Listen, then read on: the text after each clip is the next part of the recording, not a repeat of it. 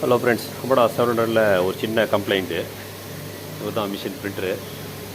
முடிஞ்ச வரைக்கும் ட்ரை பண்ணுறாரு, முடியல அவரால். என்ன ப்ராப்ளம்னா, வேக்யூம் புஷ் வந்து இங்கே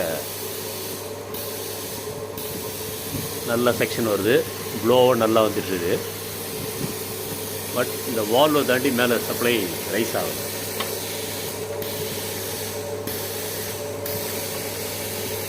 சர்வீஸில் கொடுத்துட்டா மேலே வரணும். பேப்பர் ஆன் கண்டிஷனில்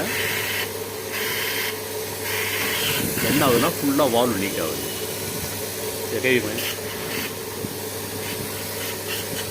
உள்ள டயஃப்ராமில் ஏதோ கம்ப்ளைண்ட் வரும். இந்த டயஃப்ராம் ரைட்டு இந்த கேஸ்கெட் இல்லை அப்படி அடுத்த மாதிரி போச்சு. ஸோ இந்த நாய்ஸ் வரக்கூடாது, இந்த ஃபுல் செக்ஷனுக்கு வரணும். ஃபுல் ஏர் லீக் ஆகும்.